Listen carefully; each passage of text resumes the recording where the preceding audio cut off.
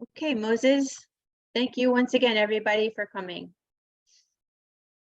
Thank you, Robin, for that brave segue. My name is Moses Momanyi. I'm a farmer in Cambridge, Minnesota, and I'm also the executive director of Kilimo, Minnesota. Yeah, for you are all welcome, those who have been able to join and those who will join. I will start by saying, giving an overview of what the purpose of this webinar is. The purpose of this webinar, the big goal of this webinar series is to introduce the African farmers, the emerging farmers now who are getting into the scene of farming. Well, they have been farming for a long time, but they have been farming maybe not organized, maybe mostly in community gardens, or just, working with landowners, but not really taking this as working in an organized manner with the food system and the farming sector. So our goal is to bring stories of the farmers and what has been happening, and most importantly, tie this to the land access, because that is the bedrock of all this. Where there's land, there's food, there's community, and there's also identity. So we had the first webinar, we had speakers. I spoke representing Kilimo, and Eves from Illinois spoke representing his organization. And then our goal was to have community organizers tell their story, because there's a lot going on in the African community around farming. And then the second series will be hearing stories from the farmers themselves and their stories related to land access, or what they are hoping, what they are seeing, what they're hoping. And so this is the webinar, but also it will also include the landowners, giving their stories about how those who want to transition their land, work with emerging farmers, what they're seeing. So today we'll have that. We're gonna have 4 speakers. We're gonna have 2 land seekers, and then 3 landowners, including me. I might tag along at the end. So yeah. And then after that, we're gonna have a Q&A session. After the Q&A session, we'll do a little poll before we do a breakout. And then in the breakout, we'll have a chance to get to know each other. We will do this by region. So we are excited that we are having people from all across the nation. Well, different parts. We hope that all states will be represented. We'll see. And then we'll close. So that will take us up to 7 o'clock. So, and I'm thinking it is gonna be very exciting. So I will go back and say a little bit about the speakers, and then after that, then we'll have each speaker take their turn and do a presentation on what they have prepared for us. So we'll start with Isam. Isam is a farmer in New Hope, and he grows with a community of farmers. He's also a community organizer, Isam Abdallah. And then we'll have Ngozi Akubike, who is also a farmer he grows in both Minnesota and Wisconsin. both are land seekers. We'll hear their stories. And then we'll have Maureen from River Falls. Ngozi grows in Kilimo, Ngozi grows with Kilimo, and she also has her own other places that she's renting, but she's also at Philadelphia Community Farm in Osceola. So that's the Wisconsin part. And then we have the landowners as Maureen Arnold. Well, did I say that correct? I wrote one name here. Pam Arnold and Maureen Ash. Yes. So Pam Arnold and Maureen Hatch. So Maureen is from River Falls. She's a farmer who has been growing for a long time potatoes, garlic, and edamame. And she's, interested in this conversation today, and she's gonna do a presentation. And Pam Arnold is in Scandia, just north of Marine, and she has also been doing growing and selling in the community. She has organized a farmers market, and she's doing regenerative agriculture. So I'm thinking all of us would be interested in hearing a lot about the landowner's perspective, and very more so because we're at a time where there's a lot of land exchanging hands, transitioning, but also just the farming landscape in Minnesota and across the US is changing. So part of all that we are doing is just to create this community, this relationship, so that we know each other, and we also find like a very nice way, or maybe let me put it this way, we find a better way of like connecting landowners and land seekers, and making this like something that both the communities are happy about it and happy to engage in. So yeah, so let's see. And then the other goal at the end of this, after today's webinar, we will, if here in Minnesota we end up with these groups, like in these regions, when we break out in the breakouts, landowners and land seekers get to know each other. The next step is to like do an in-person process, or meet in person in a land and walk the land, feel the land, connect to the land, and then eventually, if let's say now we're having a lot of African farmers who are getting out of, like wanting to be farmers, looking for land. And right now, like for example, in Kilimo, we have an incubator with about 35 farmers this year, really actively farming as a business and intending to own land.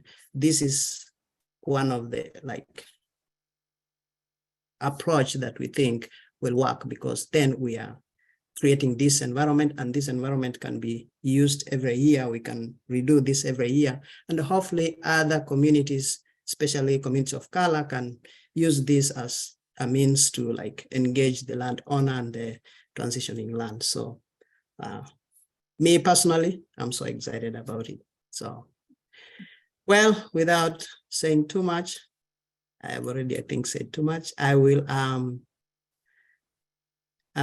like to introduce Haitham Abdallah to start us off with his presentation, or to speak. Thank you. You're welcome, Haitham. Thank you, Moses, and good evening, everyone. Hope you can hear my voice. Can you guys hear me well? Mm-hmm. We can All hear right. I'm going to just bring the presentation here quickly before I start. host disable participant screen sharing. Can Mhm. somebody give me permission to bring the presentation I have? That's on me. I'm working on it. Gotta find your Oh, name. perfect. Okay, no. So maybe while somebody's working on it, I'll give a quick introduction about myself. My name is Haytham Ibrahim. I'm member of the Sudanese Farming Group and also member of the Sudanese community. I came to the United States and lived or settled in the east side of St. Paul and Maplewood area since 1998. And me and my wife, we have 5 daughters. 4 of them were born in Regents Hospital. So after the daughter number 4, they gave me Regents Hospital gave me a free T-shirt says "I love Regents Hospital." So I have that T-shirt. So, so let's see. And let's see if I can share. Yeah, I can share right now. Let's see what I have. Access. Let me know if you see my screen. We can see it. Okay, perfect. Thank you. So I will speak just in a nutshell about my experience farming, working as a farmer and gardener, and then share my inspiration. Just watching people like Moses, for example, he's excited, and I'm excited for his excitement for the upcoming goals with land access and with this program. But I will share what my goals in the future, what's going to look like for me as a future land owner, a farm owner. So you can see in the picture here a couple of areas where, couple of photos where we have parsley, we have also okra, Armenia cucumbers and tomatoes. These are some of the vegetables we grew or planted, and we harvest the produce in 2022 as member of the Sudanese Farming Group. And the Sudanese Farming Group is around 15 farmers, hardcore farmers, but we have people within the community come and help in and out, and they get training formally and informally from us. We got training through the Big River Farm, an organization helped us a lot since 2021, winter of 2021. And this is our second year with them. We learned from them a lot, and we're grateful for their support. So just moving to the next slide here. So okay. So Sudanese Farming Group, which is a member of the journey between 2021 and 2023. Before I jump into it here, my grandfather was a farmer. My father was not a farmer, but he studied agriculture, and he did his PhD in potatoes here in America in Columbus, Ohio. And then he went back to Sudan to teach agriculture, and he's very passionate about what he does. Around the dinner and lunch table, we chat about agriculture or topics related to agriculture, when he was alive, and he died 3 years ago. Before his death, me and him worked in the backyard of my house, and I was working as a gardener. He showed me a lot of tips and tricks to grow tomatoes and cucumbers and eggplants and strawberries in a small plot of my backyard. It's around 8 feet by 10 feet. But it was a bonding experience between me and my father, and I foresee this also if I continue with this work as a farm in the future, as a future business for me. It will be also a bonding experience between me and my kids, my 5 daughters. After I'm done, after 5 years of gardening in the back of my house, one of our Sudanese members, his name is Khalid, and you can see him in the picture here. He's taking a selfie, and in the background is a greenhouse. We are currently farming in New Hope, Minnesota. So we have roughly half an acre that was given to us as part of a grant through the Big River Farm located in New Hope. Khalid and other people approached me if I want to be a member of it. I got excited, and the rest of it is history. You'll see it in these pictures here. So we have a greenhouse, we have also open land, and we start learning hands-on and through Zooms and online training. A lot of the field soil prep activities, weeding, transplanting, seeding over the last year, and we continue to learn this year. You can see also drip irrigation here in one of the photos. I believe this is either okra or cucumber. Somebody can correct me.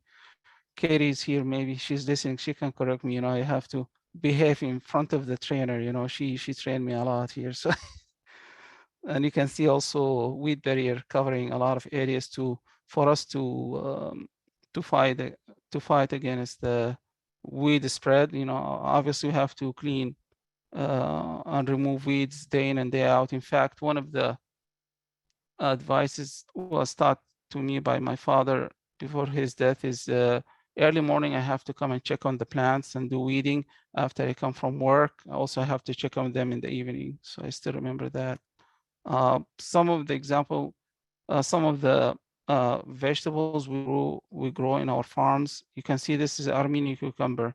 You will never find, at least I've never found in the market, but it's something bring a lot of beautiful memories for every Sudanese household or every Sudanese community member living here in Minnesota when they see this photo here, because we eat the Armenian cucumbers back in Sudan, and it was part of the ingredients for every salad bowl, if you will.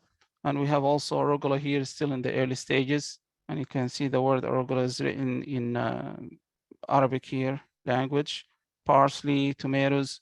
Some of the stuff we grew also Egyptian spinach, we grew okra, and to our surprise, and which also helped us boost our confidence, we had a very successful farming season last year, 2022, and this gave us a boost of confidence to continue with under the technical support of Big River Farm to keep learning and keep experimenting with what we got. So we continued to farm this year. Moving to the next picture here, you can see one of the reasons as I said, bonding between me and my kids, but still bonding between community members, you know, and it does create an intergenerational connection between grandfathers and parents and sons and daughters, and that did happen last year in 2022 and continue to happen now in our Sudanese farming group in New Hope. And so you can see, you know, girls are picking cherry tomatoes and boys are collecting also harvests of okra. We got help from Moses. You can see him in the background here helping us with the greenhouse plastic installation here.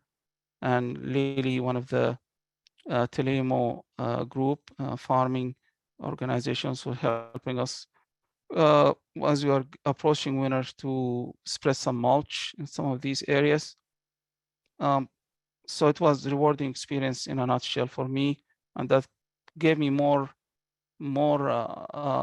commitment to continue with my future goal of early retirement and also transition to an existing farm with clients hopefully, and if I can get a decent income out of it and continue work in farming as what I consider something I love, and instead of, you know, something I do as a job. And it is this is just a couple of bullet points where I show what I look for: 5 to 8 acres of vegetable farm within the triangle of Twin Cities, Mankato, and Rochester, access to market, and hopefully he or she, the person is working there, have an established base of customers or clients where I can just transition. They give me the training and in farm operations, and I take over ownership, earn a decent income. I'm not looking to get rich from this. You know, it's just it brings richness in different areas. You know, like family quality time. You know, connection with other people, connection to earth. You cannot put a dollar value on that. So, and space also within that farm for community events to help keep a lot of connections alive between me, my family members, and the bigger circle within our community. We live here in Minnesota, whether Sudanese community or any other community we interact with. Also, one of the main goals is to grow vegetables that we cannot find in the farmer market or hard to find, you know, like related to our ethnic food. One example comes to mind is the Egyptian spinach. We call it in Arabic molokhia. And molokhia is one thing back in 2022, I believe in July or August, we end up gathering one table in New Hope, Minnesota, and start cleaning all the stems from the leaves in a certain way. And those leaves are going to be cooked with beef stew or lamb and tomato sauce.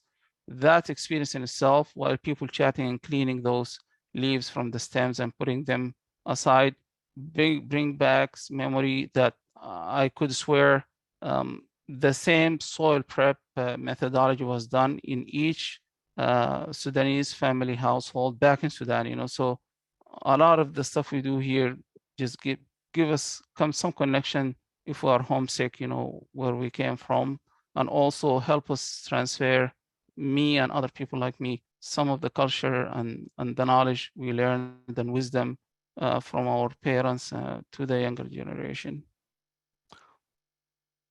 So that's in a nutshell what I'm looking for. Hopefully it didn't take too much time. I don't have another slide. Yeah, oh, this is the last one, sorry. The last was a simple schematic or sketch of New Hope farm.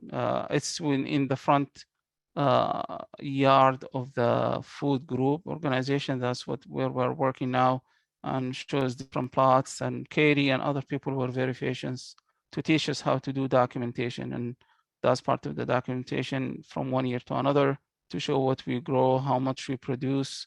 Last year, we produced around 32 buckets of tomatoes, each one of them 5-gallon size, each one of the buckets. And we produce collected and harvested at least 17 buckets of okra, only 5 buckets of Armenian cucumber. Appreciate the opportunity and look forward to listen to other people also as part of this group. Thank you. Thank you, Thank Haisham. And if you have questions or comments, you can put them on the chat, or we'll have a Q&A session after the speakers. Now I will invite Ngozi Akwebike. Thank you for this opportunity again. My name is Ngozi Akwebike, and I farm at Igen as well as Osceola. And my farm is known as Vivando Farm, and we produce and sell organic cultural specific products as well as the mainstream vegetable in American vegetables, which includes beets, radishes, and collard greens. There's somebody needs to be admitted, okay. We are focusing on both because of the changing demographic of Minnesota. We find out that we don't have some of these access to fresh produce for culturally for certain groups of people. And so that's why we've decided to combine both the mainstream American vegetables and as well as the cultural specific food. It's not moving, okay. Our target audience is to have a direct sale to local consumers as well as to businesses, and we plan on using different platforms to make sure that the products reach to all the communities that we plan to serve. And who is Ngozi? My family has a root in agriculture. In fact, my grandfather was known in the village for mainly producing what we call yam. He was a renowned farmer. My father as well got involved in yam production and poultry. And while in high school, I also had a small farm for vegetables, and I was involved in also farming. However, on getting here, we found out that it's difficult. First of all, finding your way. First, when you get in here, you have to find a way to get settled in. You know, there are so many changes in life. And then when you decide to go into farming, it becomes a whole total different thing altogether. I am an emerging farmer. I'm a member of the Emerging Farmer Working Group. I'm also a member of the AGAPA. Moses brought me on to AGAPA, the African Growers and Producers Alliance. I am also a community organizer.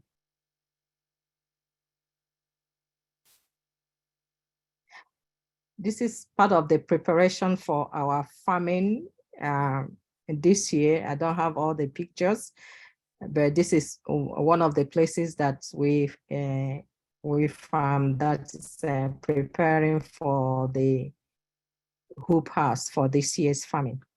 What are the values we have? One, family is important to me, and the family and community. We cannot do without those two. And in order to, those two will be helpful in helping us achieve the next one, which is a sustainable land management, making sure that we are good stewards of the land that we have. We are taking care of the land and making sure that the land is healthy for food production. And in doing so, safety is one of the core value, making sure that the food is produced in a safe manner, transported safely, and it gets to the community, the end users safely, and ensuring that food gets to people, and that's food security, those that need to have the food. In all these things, one of the goals is to be profitable. You know, we are going into farming is to make sure that we have a living. While we are working to take care of the needs in the community, we also want to make an income. And as we make an income, we want to leave a legacy to those coming behind us. Make sure that we set some parameters, some values that people coming after us would follow and appreciate as well. What's my vision? My dream is that one day I will have a place where people will come, tour the place, have access to nutritious food, and also the young ones will be inspired to know that farming is not for a certain group of people, that farming is something that people should get into. I want to be an advocate for healthy lifestyle through farming, and also making sure that people get access to nutritious food, produce. And as we do that, I'm hoping that it will be an avenue to have an income. The mission is to model a regenerative farming practices. Again, it goes back to the healthy land, making sure that the land will be fruitful, the land is healthy, and the health of the land is improved, so that we do not leave the land worse off than when we met the land. And we'll be able to feed the community and as well as make money. What are the challenges? Challenges is access to land, access to land, access to land, and access. We know that critical to success of farming is access to land. Without access to land, it's not possible for one to be successful in farming. I will give an example, use myself as an example. I came in and I wanted to get into farming. I tried all the ways to talk to different people. I got frustrated, but at one point I was fortunate to speak with Lillian at MDA, and she said, oh, you need an incubator. And that's strange to me, because from where I come from, you have the land, you just go in the land and go and farm. You know, you have the land is there available for you to farm. The only thing you do is that this year you may farm at a different part of the land, because they allowed the land to heal from the previous farming period, and you move on to the next area. So it was strange that I have to go through an incubator in order to get access to farming. And again, I come from a place where the climate is different. Here, there is a short farming season because of the winter period. And where I come from, there's nothing like that. It's warm all throughout. So all you have to battle with is whether there is rainfall or not. And so I was fortunate, directed to Moses, and Moses has been helpful. And currently, we have I farm at Egan and in Wisconsin. For last week, I had to drive to Wisconsin every day. You can imagine what that means. Every day I was going to Wisconsin because there has not been any rain. I needed to go there to water the plants, the crops. In Egan, we don't have water at all, no access to water. So at this point, while I'm battling with that, I'm also trying to find a way to have gallons of water delivered at the Egan area. The last time I went there, some of the crops are dying. And so when we look at that, that's one of the difficulties in access to land. When we look at that, how do you, as an emerging farmer, someone coming in to create that record, to make a living and create a record that will enable you to get a loan from USDA? It's difficult. And because the land, we do not have, the land, I'm renting the land, I am relying on the landowners for the time to start planting. I have to rely on them to get permission for mowing the lawn, mowing the grass, tilling the ground. Moses is a witness to that because it was delayed. It was trying to help us negotiate the tilling of the land. There was delay upon delay and delay. And once it's delayed, you know, one has only a short period of time to plant. And then we have this drought. And we have people who we have contracts with to deliver some produce to, and we are not able to deliver that on time. So how are those people going to trust us again for the next year to say, okay, we'll give you this contract, when this year you were not able to deliver because of access, lack of access to land? And I was talking to someone and I said, farming shouldn't be that difficult. It should not. But it is. And at times when you see,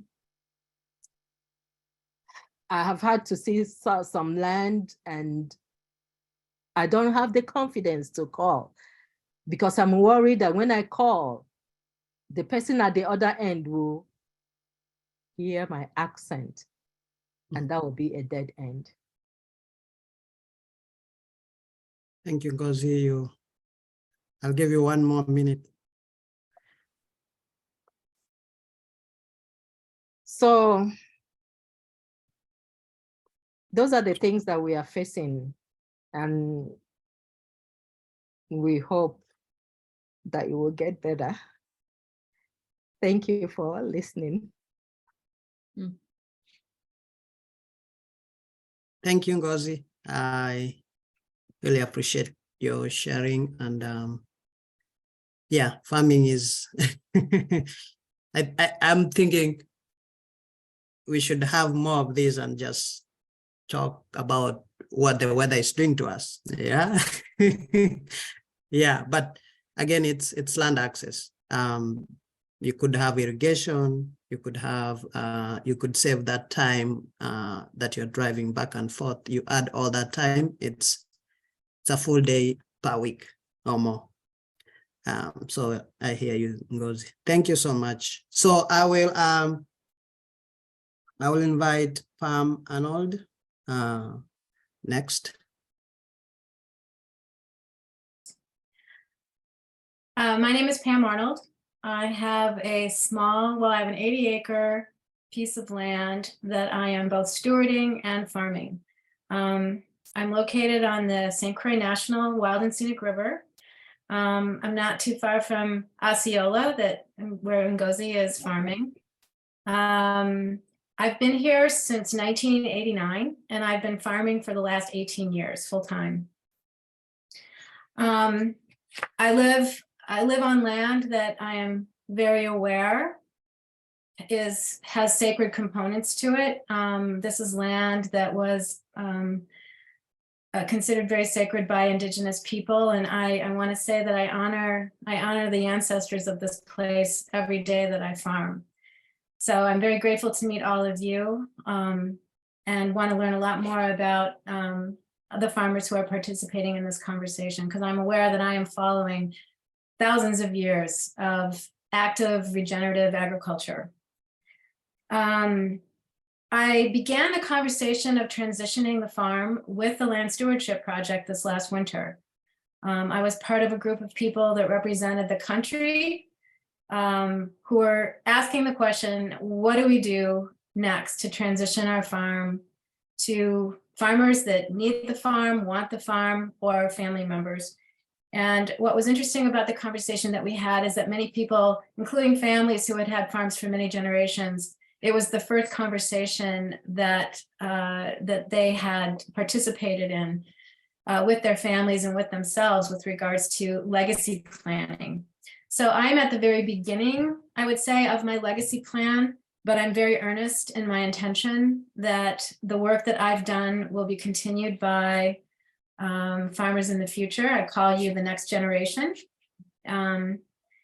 And so tonight I feel very honored that I could talk with you, especially because I'm very unsure of myself. I think one of the things about our culture here in the US is that as we become elders, we find ourselves more and more vulnerable. And I would like very much to be part of the support system in the transition of my farm to the next generation while I continue to live here and continue some of the work that I consider to be my life's work. So I want to thank the Land Stewardship Project for doing a really kind of an amazing, I would say a very amazing job in stewarding that conversation, both the winter conversation as well as the conversation that we're having together. I began farming as a result of a day when I looked out at farmland that I had leased for almost 15 years and realized that it looked like the planet Mars. It was dry and not well farmed at all.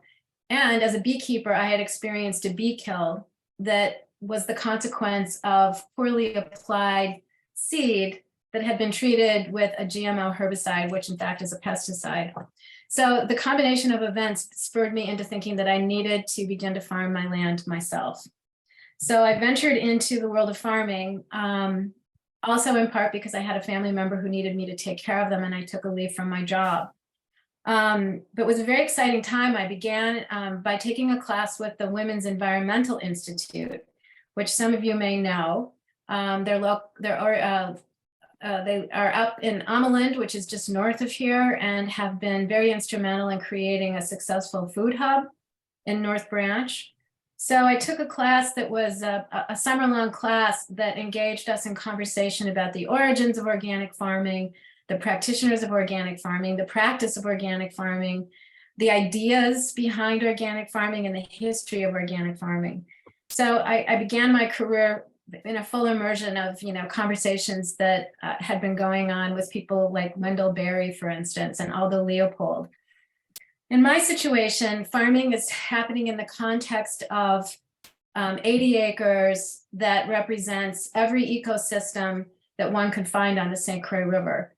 So I really do consider myself to be a steward farmer.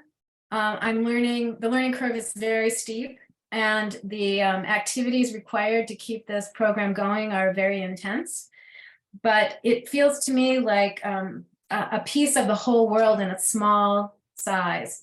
So if any of you are excited about taking on full land stewardship, that's the kind of place that I'm farming on.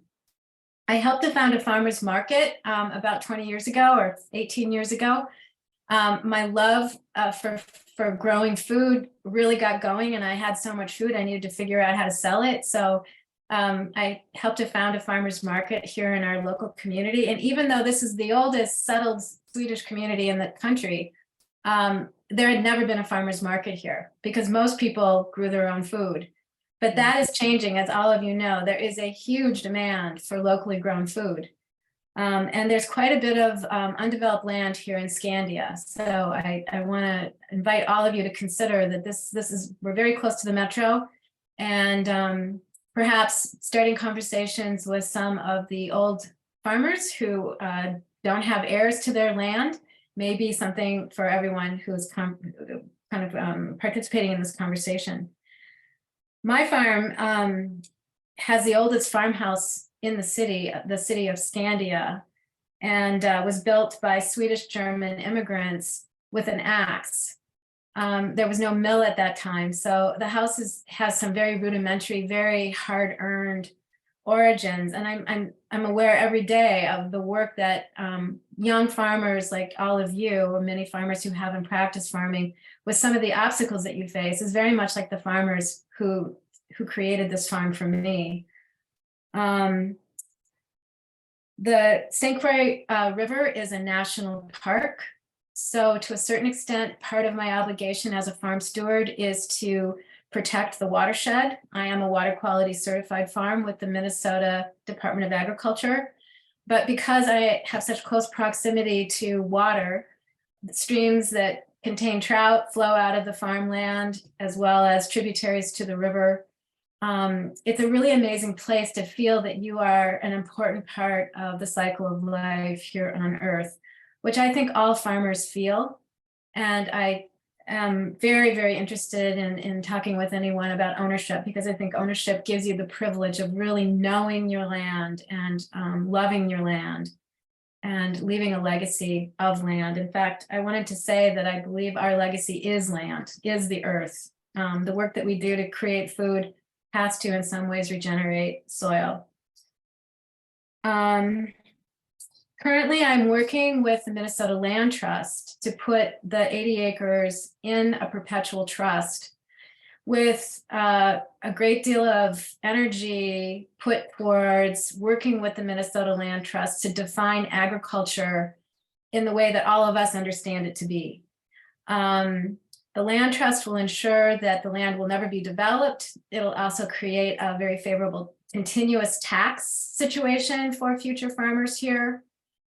And the land trust is legally responsible to protect the easement itself so that there won't be any legal fees and problems for future farmers. That conversation was a hard-won conversation because land stewardship oftentimes does not include agriculture. Agriculture is misunderstood, as we all know. Industrial agriculture has stolen the word agriculture. So the farm, I think, will be in pretty good shape to be a place where future farmers can make a living on a gorgeous piece of nature, and will be protected from development in perpetuity. What else? I had a few images, but I was not prepared with the right software, so I apologize. I don't have those to show you, but the picture behind me is the field that I'm working very hard to regenerate. I've been working on that for 13 years. That's the field that looked like the planet Mars 13 years ago. And I am very much interested in working with farmers who would like to graze, because grazing would be the next positive impact. Intensive rotational grazing would be the next positive impact on this field. So I had notes that I could have read, but we're running out of time. I want to say now, thank you so much. I look forward to meeting all of you, and thank you to Land Stewardship Project. Thank you, Pam. Yeah, thank you for that wonderful presentation. And I know, yeah, and you're going to have a lot of questions in the breakout room. I will invite Maureen, if you are ready, Maureen. Sure.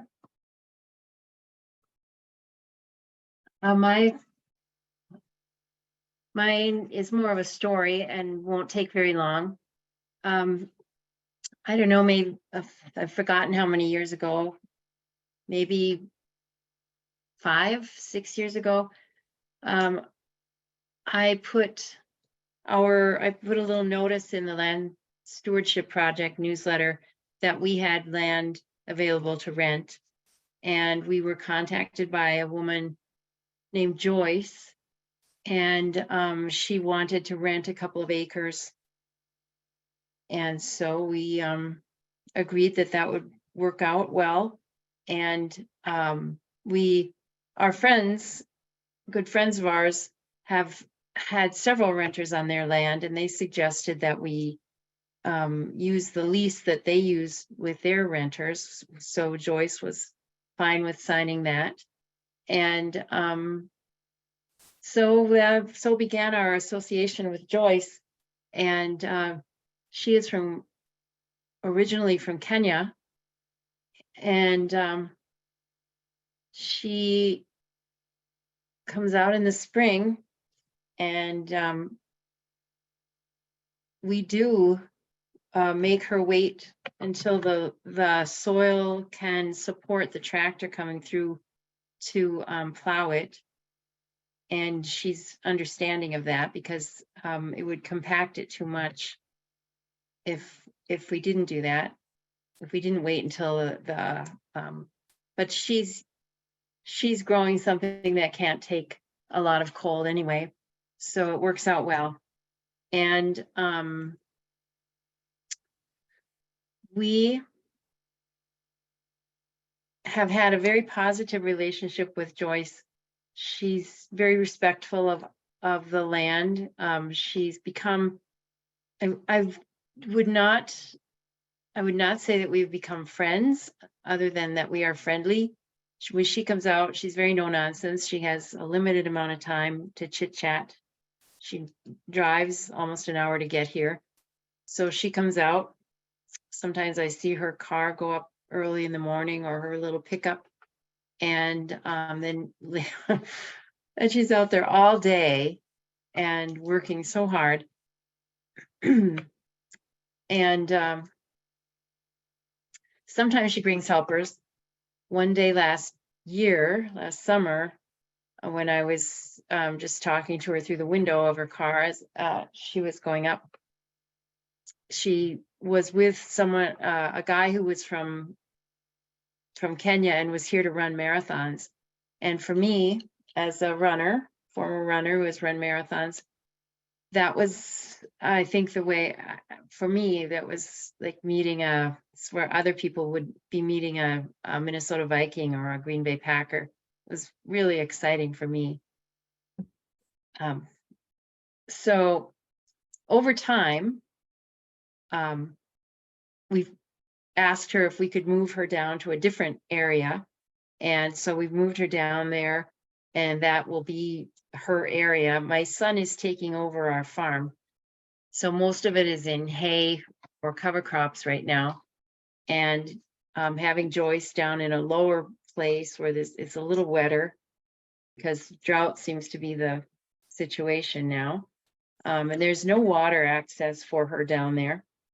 I don't have water access either where I'm growing my stuff. So my husband made a water wagon that has a solar panel and an electric pump that runs off, the panel charges a battery. And so we fill that and take that down for her. And she uses that. And then if she has her pickup, she can hook up to it and bring it up and fill it again, as much as she wants. Also, at first it just seemed like it was this transactional thing. But over time I have learned and begun to look at her and think, it must be so hot down there because it's out of the wind, and she doesn't have the shade that she used to have. So I had some friends who have an old pop-up tent, and I put that up for her, and she brought tarps out from home and wrapped it so it had sides, so she has a place to get out of the sun and to put her equipment when she's not there. And we are looking for a more permanent thing for her now. So it's just as time goes on, we just try to make it easier for her. And our Farmers Union chapter just had an event where we went down and toured her garden, and she gave us a short talk about it. Very knowledgeable and friendly, and it was really good. So, so as long as she wants to be here, she can be here. She's an ideal renter. She's very respectful. She leaves in the fall, does not leave any stuff on the field. Just a very easy relationship, and I would, if someone asked me if they should rent their land to someone, I would say, if you can find someone like Joyce, absolutely. It's kind of a pleasure to look out there and see her with her, and they're kind of unusual crops. And she's able to, she sometimes leaves here with garbage bags full of this green herb that she sells. You know, more power to her. So anyway, it's a positive thing, and we are happy about that. And if she decided to leave, we would be sorry to see her go, and we would probably put out another, you know, having had this positive experience, we would look for another renter and hope to have an equally kind and practical person as Joyce is. Great. That's all I have to say. Thank you so much, Maureen. That is very encouraging. And I think as all the other farm seekers are listening, we got your, like, how you've you know, presented the experience you have had, and this is our goal, is to like learn from each other and find ways to make these relationships better. I know we are a little behind in our time, but I will pass it to Robin to get us through the quick poll that we said and the small group breakouts. Moses, do you want to just, like, in 2 minutes or less, describe your situation real quick? Oh, thank you. So I have 20 acres in Cambridge, and in 2019, due to the pandemic and the murder of George Floyd in the cities, you know, all those created a lot of mental stress to people. But I'm not saying that is what brought, it might have been the one that brought out all this experience, because it was a pivotal point. But I think it just made it move faster. So we had a few farmers come. We thought, come to Cambridge, me and my wife, where we farm 20 acres. We don't use all the 20 acres. And some were outright asking to buy an acre. And we were like, oh, well, it doesn't work that way. But you know what? We can give you a section of the land, and we can show you what we have been doing at the farmers market. By the way, you can make a living. We live off the land, you know, we farm, we sell at the farmers market. Since 2013, we have been doing this full time. And that's how we started Kilimo. So that was in the fall of 2019. And then 2020, now in the summer, we had 13 people by end of that season, with a quarter acre plots in Cambridge. And then that has grown. And in 2021, well, that was becoming too many people, because there were 19. So we had to like go online and look, and we ended up in Lino Lakes, where we rented another 11 acres and moved some of the farmers there. And then to me, I kept telling the farmers that I work with, I said, well, I will share everything I can share with you as a farmer, what I've learned here, because I know where you're coming from. I know what I've learned here, let's share. And then if you can, someday as you get your land, mentor one more farmer, we will be tackling this land access challenge, because one thing the farmers that I learned was that, you know, renting is good, but it's always, you're doing two things. You're working on the land, trying to connect with the land, but you also have to connect with the landowner. And, you know, that's what Maureen just said. Once you connect, it's really a good thing. Sometimes if you don't connect because culture is different, then, you know, that land access becomes a challenge. But I feel like being a farmer and opening up the land I didn't use has created this big opportunity for everyone, and I'm happy to support it. Thank you. Thanks for sharing that, Moses. Okay, before we go into small groups where you can talk with people in your region, I'm going to give us 3 minutes for a quick poll that lets us know who's here and also what kind of follow-up or questions you might have afterwards. And so I'm gonna send that out and ask you to fill that out, and then we'll move into small groups.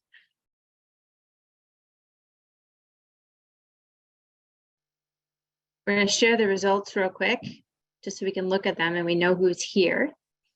6 landowners, 9 land seekers, a lot of people interested in land justice work, 9 farm service providers, and 10 community organizers, understanding that some of those roles might overlap. Let's see. This is why people are interested in coming, meeting and learning more about the African farming community. 2 people are interested in selling or gifting their land to emerging farmers. 2 are interested in renting. Learning about land access and connecting with landowners, and there's some others. There's interest in long-term leases, land transfer strategies, all these things. This is for us to know how to follow up with you.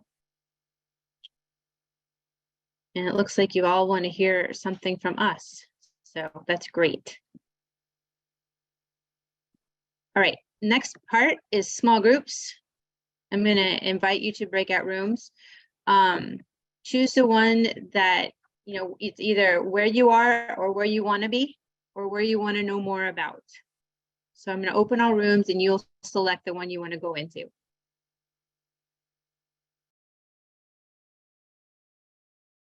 We work with a refugee organization, Exodus, in Bloomington. So we welcome refugees, mostly from Africa, but other countries too, especially the ones with agriculture experience. And it has been a really great relationship with them. And we are really happy and looking forward to get more refugees if they want to come here.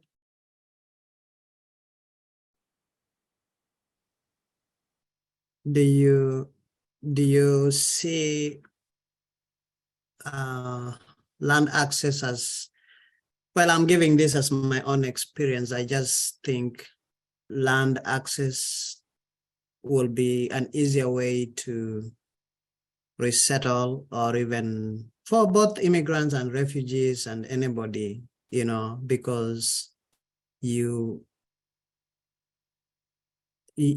from wherever you come, you always had a connection to land, and you are growing something, and food brings people together. So, but what I know I have not seen,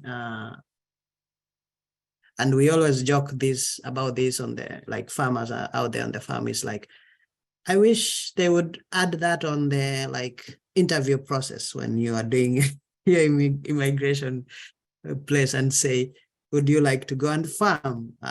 Would you like to be a farmer? Or like put more resources on that. So is that kind of what you are talking about, Juan? Well, so for us, we own 9 acres here, and it's been a huge challenge to find people interested in farming that really are serious about it. Mostly we get young people that they just want to work for the money hourly, and our experience has been that they are not really committed and they don't do a good job.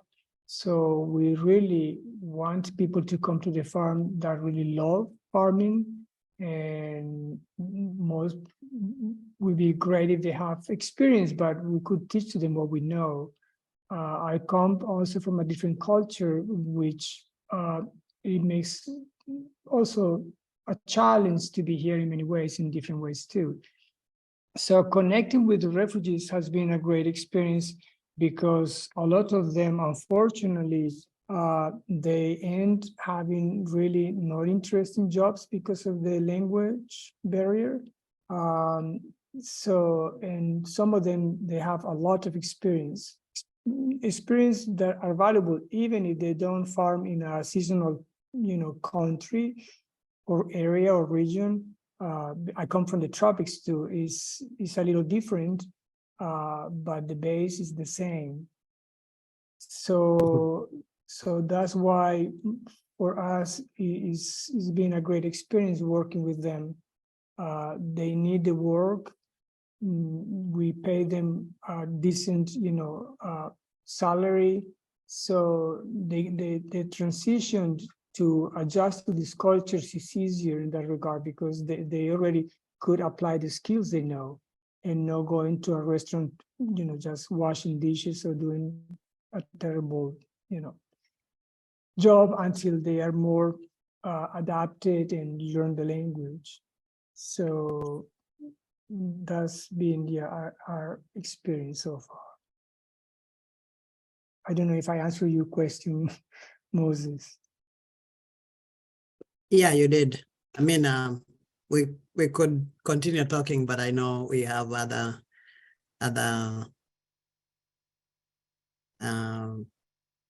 participants here maybe who would like to share their experience. But yeah, I would say sharing models of how, other immigrants, I know there's a refugee program in Iowa for people from Rwanda. So knowing where all these different places are, like these organizations that are trying to do things, and sharing those together would be helpful, especially on how they tackle land access challenges. Yeah. Yes, yeah. And I got really interested in this group because I would like to connect and hear other experiences out of our different states, like Illinois, that is not far from us, or Kentucky, or Ohio, Michigan. And I think what you're doing, creating this network, is really great, a great project. And yeah, I would like to stay connected and learn from you guys too. Yeah, it sounds like you're doing really fantastic work, and we're learning as we go along with this too. We don't 100% know how to best weave everybody together, but the first thing is to know that we're all here. Yes, Robin, you're right. Yeah, I don't think there is something written down that this is the way to go, but on the doing, I think we all learn and share experiences, and that way we grow too. Yeah. Yeah. And I think it's okay to just focus on Juan Carlos, because I don't think Roger is with us right now. I think he might have walked away, or he's just listening.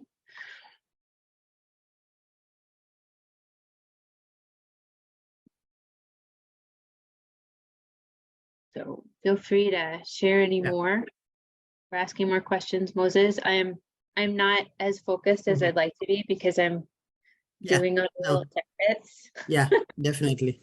So did you, Juan, did you participate in the first series? Are you talking to me, Roger? Or I'm Roger here. Let me turn on my video for just a minute. There we go. Hey, Yeah. hey, Roger. Yeah, I'm sorry. I had to step away and I just got back in. And Okay. I'm going to have to step away again because I'm chair of another meeting here in 5 minutes Mhm. or so. So yeah, I apologize for that. But you That's had a very okay. good, Moses, you had a very good presentation. And I enjoyed I caught the first part of the meeting and became much more aware Mhm. of that. Unfortunately, I'm retired living in town. I'm an old ag teacher. And but I worked overseas for about 30 years. And so, you know, I would say the majority of that time was spent in various countries in Africa. Mhm. So I can appreciate the difference, I guess, in you know, the way, well, I guess just the people, everybody has a different notion of what farming is. And if you're trying to get going here, that's not an easy job. Yeah. Yeah, I guess so. That's it's what That is- Juan is saying. Yeah. He has land and he's saying, hey, we want people to come and use the land and let's form a community. And he's saying it's not easy. Yeah. Right. And you know, generally speaking, I mean, getting into agriculture, I mean, I have this kind of split brain. Half of my brain grew up with large scale cropping. And on the other hand, as I've become more aware that the majority of the world has a completely different problem. And we don't necessarily have the solutions here, certainly not on large scale. And I'm very happy to see the sustainable ag movement, if you can call it that. And I think you guys have a lot to contribute to making our agricultural system more rational. So Mhm. anyway, I'm glad to be on a part of it. I'm going to have to jump off now. I'm sorry about that, but All right, I thanks wish I for could stay longer. Yeah, let's just keep in touch. And yeah, I was gonna say, Juan, we have another young man from Cameroon who is working on an incubator in Springfield, I think, Illinois. Okay. So, you know, if yeah, we'll just follow up and then we can try to connect these dots in different states and see what is going on. I'm pretty sure good. there are other, across the nation, there are other incubators that are working on, you know, all this. Yeah. Okay, very Hi. good. I'm Robert. I wanted to say Glad to- something. One of the biggest challenges that we have had is employment of refugees has necessitated the need of interpreters. In the very beginning, Exodus Refugee Network was very open. It's part of their job program for their job coach to be able to find placement for the refugees who end up in a community. However, that period of time that they are willing to provide you with the resources of assistance, of networking, of providing an interpreter ends very quickly. And so then it's on the farmer to provide those services of interpreting, which becomes very expensive. I wish there was some other method for us to access funds or an organization that could assist with those needs. It's really good to know. Thank you, Robert, for sharing that. And we'll get that in the notes.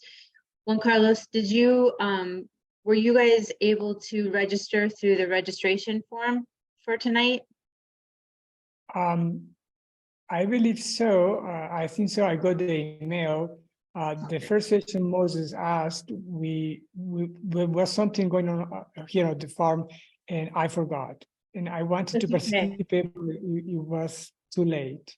I just want to make But- sure I have your contact information, and if you did, if you registered, then I know that I have your contact information, so we'll Yeah, we'll it reach should be out. there.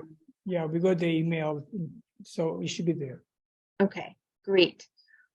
Well, I know that there wasn't enough time. I know that it wasn't as smooth as we had imagined it would be in our lovely imaginations, but I still am just so grateful for the conversations that are happening, the connections that are happening, the learning about each other that's happening. One thing that I just want to let you know is that we will, if you did not join today through the registration form, please put your email, your name and your email in the chat so that we can send up follow-up information. We'll get follow-up information as soon as we can, and that it will include contact information from the people and the organizations here, and 2 edited recordings of each of these events that you can look at or you can share with others. There's a lot of good places to learn about each other. There's a lot more work that we need to do.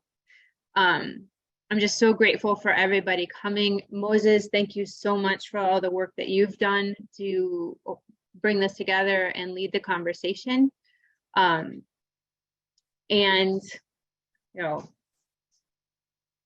we'll in that follow-up email will also include some other upcoming events. If anybody wants to drop anything in the chat right now for upcoming events or links, that's great. We're going to be here an extra half hour if there are people that still want to talk. So anybody else want to add? Moses, you want to add any closing comments? I am grateful for this opportunity, and I thank everyone for taking their time to participate and listen. I'm pretty sure in the break rooms share also if you didn't have a chance. And I look forward to the next steps. One goal that we have is to do this more often and end up having in-person like sessions. So we'll see what the next steps on this one will be, and if we end up with a landowner who is willing to start this process. I mean, it's a process. It's not a like one-time transaction, and we could visit that if it's those who are in Illinois, they could visit that. Those who are in Minnesota, they could visit that in that region. That is the big goal. So I really appreciate all that we have been able to share as a community. Yeah, thank you, Robin, and everyone. So now is just open conversation. If there's anything that you want to observe, any questions that people have. I know that a lot of people that are left right now are the organizers, but you can ask us questions too. See, there's still some farmers and landowners here as well. So yeah, you think can direct. Go ahead. Robin Moses and the organizers of this event, I think I appreciate a lot because power is information, and tonight was a learning experience, and I can't wait to have this more conversation and meetings as we trying to run experiences and try to somehow some point on a small to large scale farming, if it's gonna work, when you try small and grow. Because I've been doing community garden over 15 years in the US, but sometimes you struggle to connect to landowners. But I mean, tonight was an experience. We had that discussion in our groups, and we learned from farmers, and the people are ready to help and support where it's needed. And that is powerful to me and perhaps my family, because we're always interested to explore in these opportunities. Thanks again for having this happen, and we are waiting to hear soon as we chat forward. Thank Thank you. Yeah, my name is Rebecca, and I am grateful to the invitation to this meeting. I'm glad to know that there are farmers who have land that they are ready to give new or upcoming farmers that do not have access to land to be able to give land to them to do the farming so that we can continue producing food that we need. As we know, food is a basic need, so having where to produce it is a great deal. So thank you so much for those farm owners that are here and are ready to give their land. I was so grateful to hear that, and I thank God for each one of you, and hope to get someday to be a land owner too, a farm owner too. My name is Rebecca, and I come from Northfield, or I live in Northfield. Thank you, Rebecca. Well, And I want to say thank you to the organizers and especially to you, the people who are trying to find land and farm that we heard from today, because in all my thinking about what could happen with my land, I haven't actually had the chance to talk to anyone before about, you know, what some of the challenges are, what people are looking for, how they feel about being relatively new immigrants settling into small towns in Minnesota. And that was just great to hear, and I'd like to know more. Thank you. Thanks, Deb. Thank you, Deborah. Like I said, Deborah, the goal of this is to have a chance to hear from the organizers. They can tell the bigger story. The farmers, they can tell the individual story. The landowners, same. But, you know, at some point, we would love to, like, say, oh, there's a farmer over in Rochester who wants to, like, have a, I don't know if we call it tea party or whatever. Like, just a, you know, over tea or over whatever, some kind of, and then farmers who are interested, who come around that area or who want to farm around, you know, have a farm there, they can come, and it has no, it's just a meet and greet situation. And then from there, it can go on, and if in 6 months or a year or 2 years it ends up in a land transfer, that is the goal, because that's our big, like, how do we get ourselves out there and to say, hey, we wanna farm, we wanna grow, and also change the, like, I don't know, can be the perception, it can be what you are looking for, but it's just like, you might not have thought that there's an African farmer out there who is growing and selling at the farmer's market, or who can grow and sell at this farmer's market in St. Peter's, you know? So that's kind of what we are trying to say.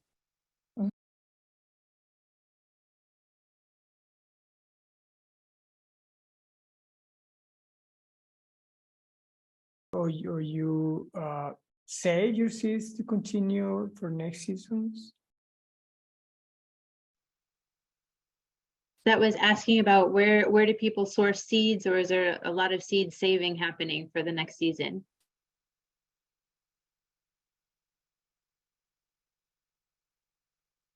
Well, any other farmer can jump in. And I think that question is really, for me, it has two answers to that. Where do immigrants find seeds to grow their favorite crops that they want? Maybe that's your question. But again, even once we get them here, some of them, we struggle to save them. There are certain pumpkins we like to eat. They come here and we have jack-o'-lanterns, pumpkin, and I have met farmers who have grown them like if it's a community garden, and then they save seeds, but that following year they end up with a different seed. Actually, this Saturday, we are having another African-led or Black-led organization that is called Ujamaa Seeds, and that organization is focused on like teaching the emerging farmers, the African farmers, Black farmers, on how to save seeds, whatever seeds they like. And as Ngozi said, we would like to grow these crops that we grew up knowing, and we'd like to have them as our identity, our cultural identity, but also we are learning how to grow this other way. So that is one. There's Ujamaa Seed, and they can show, we can send you a link, but there's also just the general places where you buy seeds, like online organic, big companies like Johnny's Seed or High Mowing or something like that. Those are organic, and they, when you get those seeds, they are quality seeds. So. And Moses, allow me to add, for the Ujamaa Seeds, they also collect unique seeds, culturally unique seeds. So in the event this Saturday, where Moses will be sharing the link and all of that, they're requesting for those who are able to attend, if you have any unique seeds that you'd like to share, please take that with you, and they too often will share seeds. So just wanted to add that if you have seeds, they'll be happy to have those as well. Thank you.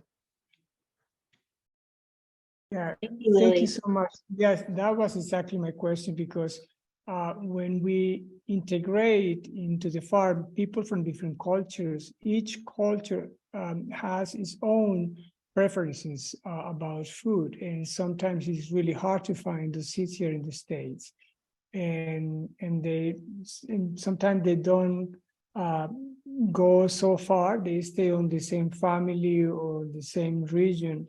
And that part of sharing is also important to continue those seeds to, propagate it and serving other families too in other places. Mm-hmm. And I'd like also to add that Midwest Farmers of Color Collective is like maybe 3 years old organization, and it's based in Minnesota. They have started a seed bank, and that's how that the guys from Ujamaa Seeds are from Kentucky, I think Kentucky or Georgia. They are coming to Minneapolis to do more of a seed symposium here in Minneapolis. The goal, like Lily said, is to encourage emerging farmers to think about how they start saving those seeds and even breeding the more adaptive varieties. But they also can help those who want to get seeds from other regions. If let's say African farmers want to get some seeds from Kenya, Nigeria, Morocco, they can use the GRIN, it's called GRIN system, that is a USDA system that allows seeds to be imported. They go through the lab, and then they get here, that they are certified, and then you can grow them here. So that is just something, hopefully as we get together and we become a bigger community, we are able to share those resources. And yeah. Any other questions or comments? I have question. Moses, do you say when we brought seeds from Africa and we grow them here, they come out differently? Is that what you say, or I misunderstood?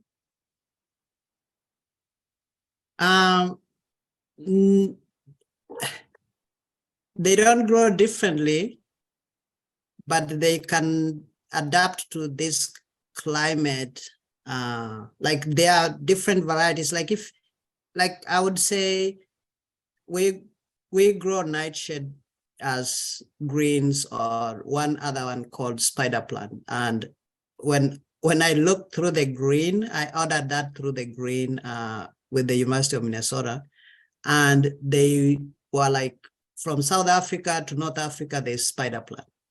Which one will be well suited for the Minnesota climate?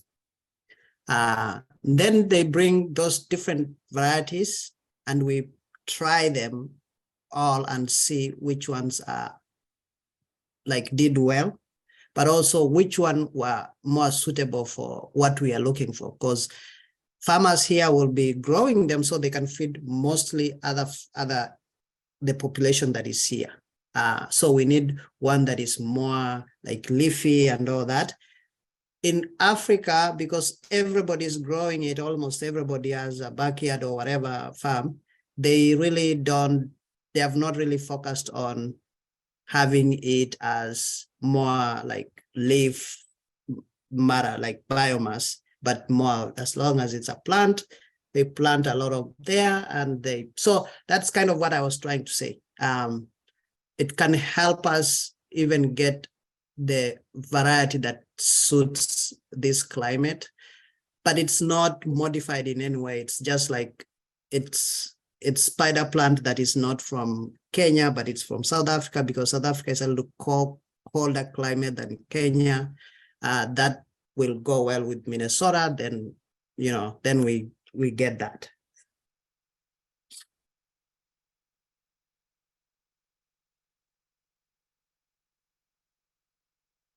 Bonnie had a great comment about cross-pollination with squash. They're pretty prone to cross-pollination, so isolating them really helps. Yeah, you can isolate them, you can pollinate them yourself if you wanted the seed. So, yeah. But the other thing I like in the process of land access is